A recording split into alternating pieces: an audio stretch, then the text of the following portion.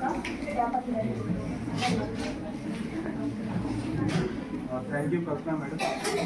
सबसे पहले मैं आयोजक महाविद्यालय शासकीय महाविद्यालय पुष्पराजगढ़ के प्राचार्य महोदय जी का और मंच पर बैठे प्रोफेसर सुब्रत जना सर और IGNQ यूनिवर्सिटी से और अन्य professor doctor Sadhucharan Malik sir, मेरे सहकर्मी, मेरे साथी सहायक प्राध्यापक डॉक्टर लाल सिंह बंजारा सर और महाविद्यालय के समस्त स्टाफ और प्यारे बच्चों, मुझे यहाँ आमंत्रित करने के लिए आप सभी का धन्यवाद।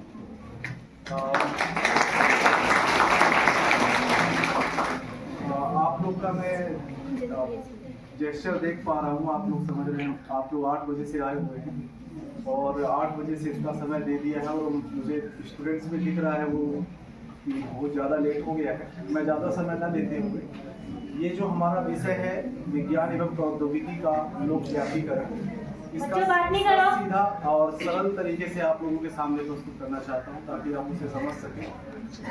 अगर आप बहुत पहले जाते हैं, क्योंकि हम लोग यहाँ पे क्या कर रहे हैं, पुरातात्विक जो पुरातन हमारा विज्ञान है उसके बारे में हम यहाँ बात करने आए हैं।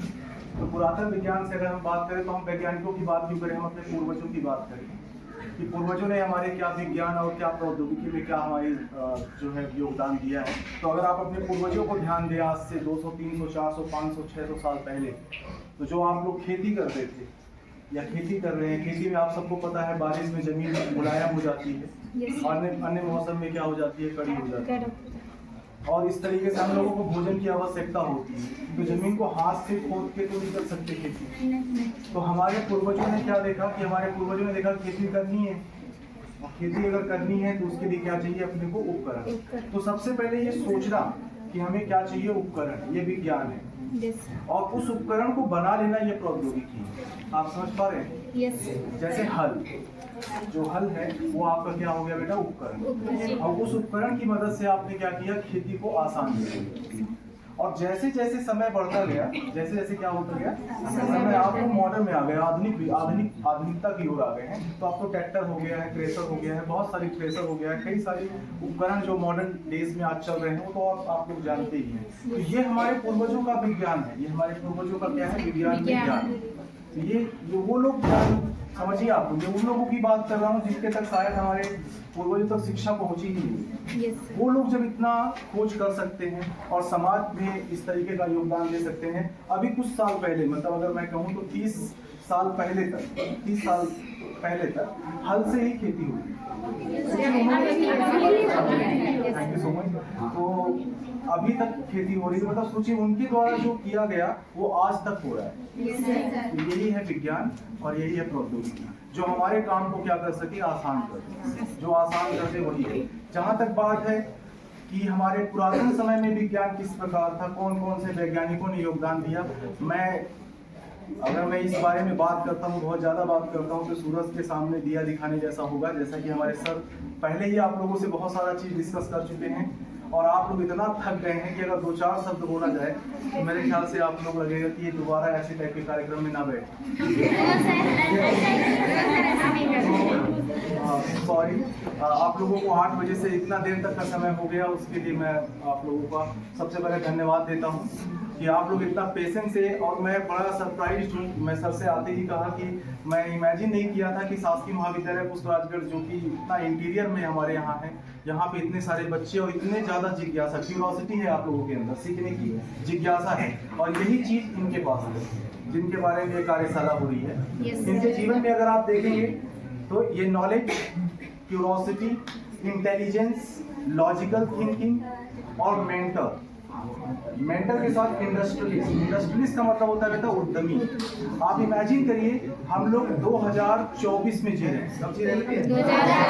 और अगर मैं आपसे आपके परिवार के बड़े सदस्य जो होंगे, जैसे मम्मी पापा और उनके दादा, उनके पापा, ऐसे, या आपके भाई बहनों से अगर पूछूं कि आपने क्या खोज किया, इस समाज में आपने क्या दिया, तो शायद आप लोगों में से बहुत कम लोग होंगे जो ये कह पाएंगे कि हमने ये किया, हमारे पापा ने ये किया, या हमारे भाई ये कर रहे हैं या ये कर रहे हैं। आप समझ पा रहे हैं? ये उस समय कर रहे हैं आचार्य प्रफुल्ल चंद्र राय सर। ये उस समय वो सब चीजें कर रहे हैं। मैं कह रहा हूँ ना कि उस समय जिस समय हमारे पास सुविधाएं नहीं थी, समझ पा रहे हो, अंग्रेजों का शासन था। अंग्रेजों का शासन मतलब वो भारतीयों को किस निगाह से देखते थे, आप लोगों को जानकारी है पहले। भारतीय होना ही अपने आप में एक टाइम पे ऐसा हो गया था सजा। इस टाइप के काल में ऐसे इंडियन साइंटिस्ट का डेवलप होना, उनका ग्रोथ होना और उनका ये समझना कि हमारे देश को अगर विकासशील बनाना है या विकास की ओर ले जाना है तो विज्ञान और प्रौद्योगिकी की आवश्यकता है, अन्यथा हम सदैव ही अन्य राष्ट्र मतलब ब्रिटेन, यूएसए, जापान ऐसे देशों पर निर्भर रह जाएंगे। तो उस समय इतना दूर तक का सोचना और एक काम बस नहीं करना कि मैं केवल रसायन शास्त्र पढ़ के या किसी पर्टिकुलर कंपाउंड का खोज करके मैं बस इतना भी रुक जाऊं।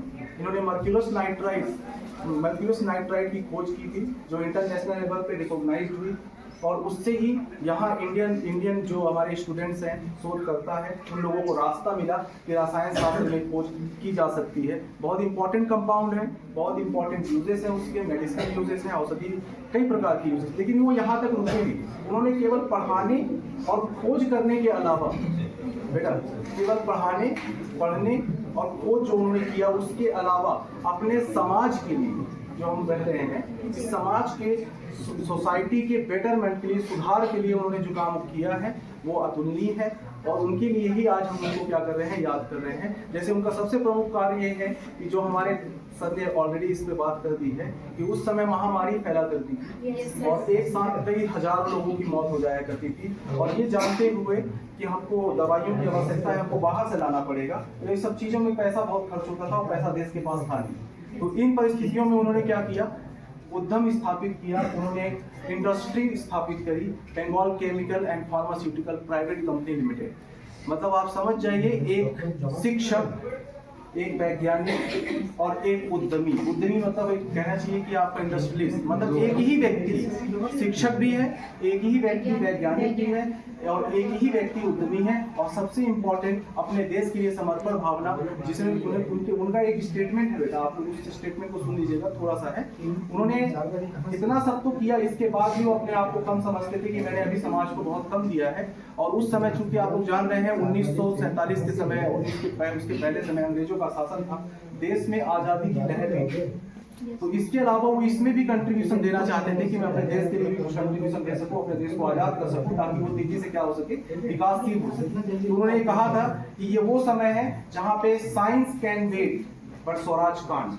उन्होंने ये कहा था विज्ञान कुछ देर के लिए रुक सकता है पर मेरे देश की स्वतंत्रता रुकनी नहीं चाहिए। और उन्होंने सारी चीजों को एक साथ चलाते हुए रखते हुए साथ में देश के लिए भी क्या किया, स्वतंत्रता के लिए भी अपनी सहभागिता दी। तो ऐसे हैं हमारे प्रोफेसर प्रफुल्ल चंद्र राय, जो कि आप लोगों के सामने उनकी बर्थ एनिवर्सरी के उपलक्ष्य में ये कार्यशाला रखी गई है। मेरा एक ओवरऑल कंक्लूजन जो है, सारांश मैं आप लोगों के सामने बस ये बताना चाहता हूँ कि आप अकेले हैं पर आपका दिमाग बहुआयामी होना चाहिए। बहुआयामी का अर्थ ये है कि आप केवल ये नहीं है कि मैं BSc, MSc, BA, BCom ये करके मैं केवल टीचर बन जाऊँ या मैं कोई जॉब में लग जाऊँ तो मेरे घर का रोजी रोटी चल जाए, इससे समाज में कंट्रीब्यूशन नहीं होने वाला। इसका सीधा उदाहरण मैं आपको दे दूँ, आप अपने पर दादा का नाम बता दीजिए अगर किसी को पता हो।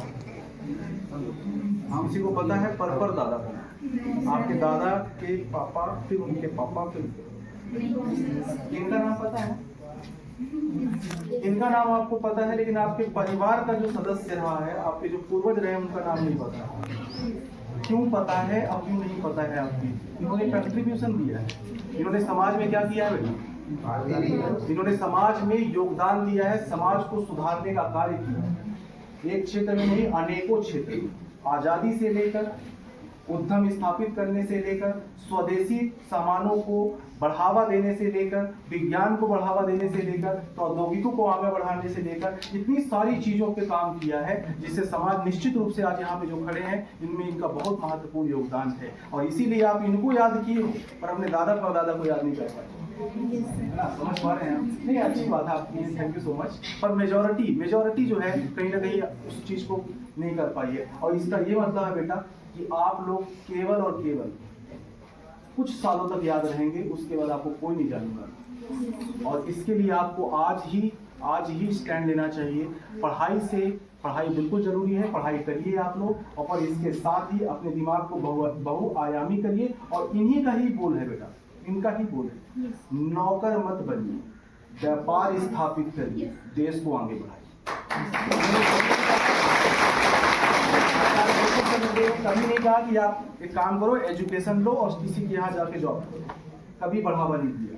और इस चीज को उनके आप जीवन में आप पढ़िएगा, आप जाइए इंटरनेट पे आप पढ़िए, आपको समझ में आ जाएगा। नौकरी इनको भी पसंद नहीं थी, इन्होंने केवल एक काम किया है, किस तरीके से अपने देश को मैं क्या कर सकूं, बढ़ा सकूं। तो आप लोग अपने दिमाग को बहुआयामी बनाइए, पढ़िए, पढ़ने के साथ ये सोचिए व्यापार कैसे करें, पढ़ने के साथ ये सोचिए कि ऐसा क्या करूं कि समाज के ज्यादा से ज्यादा लोग उसका लाभ उठा सके और उनको भी रोजगार मिल सके। बड़ा सोचना पड़ेगा, और बड़ा सोच हमेशा छोटी जगह से आता है, और ये छोटा जगह है। सर ने पहले ही कहा है कि जो संघर्ष करता है वही विकास करता है, और हमारी और आपकी कहना चाहिए खुशनसीबी ही ये है कि हम छोटे जगह पे पैदा हुए हैं। मतलब संघर्ष तो जीवन में पैदा होने के साथ ही है। जब संघर्ष है इसका मतलब सर के अनुसार सफलता बहुत ज्यादा दूर नहीं है। बस संघर्ष करते रहो, निश्चित ही एक दिन आप वो सारी चीजें कर पाएंगे जो हम सोच रहे हैं, जो इन्होंने किया उनका अगर हम थोड़ा सा हिस्सा भी कर पाए, और समाज को हमने कुछ ऐसा सुधार के लिए हमने कुछ करके चले गए, तो मेरे हिसाब से युगों तक याद रखे जाएंगे आप लोग, और आपके आने वाले जो नस्ल है वो आप लोगों का